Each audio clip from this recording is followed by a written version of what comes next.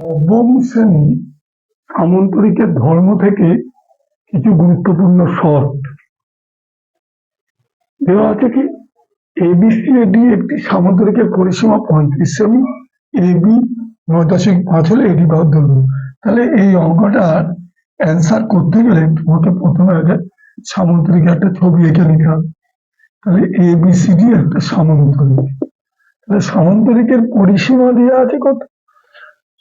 35 semi. তাহলে পরিসীমা মানে চারটি বাহুর যোগফল। তাহলে AB plus BC plus CD plus AD এইটা সমান দেওয়া আছে 35 সেমি। তাহলে এডি বাহুর দৈর্ঘ্য চেয়েছে। এখন এবি বাহুর দৈর্ঘ্য কত? সামন্তরিকের বিপরীত বাহুগুলোর দৈর্ঘ্য সমান হয়।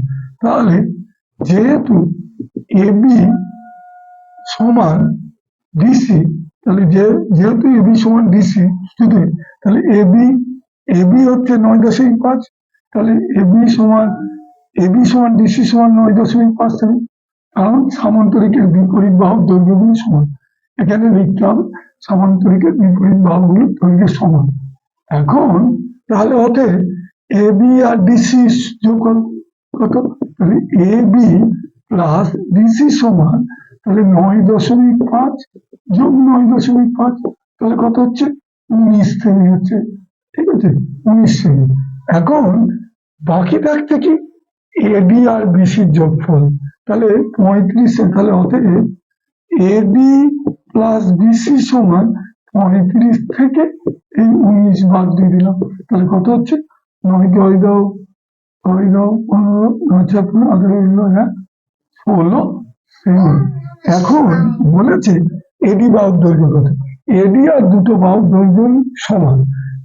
এডি আর বিসি এই সামন্তরিকের বিপরীত বাহুর দৈর্ঘ্য সমান।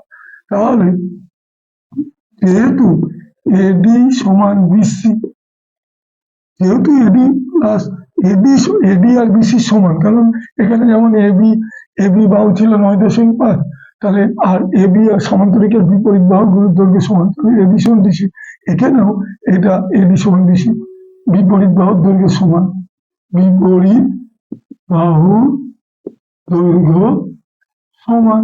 তাহলে অতএব মান চেয়েছে এবি, অতএব এবি সমান 16কে 2 দিয়ে ভাগ করে দিলে 8 সেমি। অঙ্ক শেষ হয়ে গেল। এগুলো মান 2 অঙ্কগুলো আসতে পারে।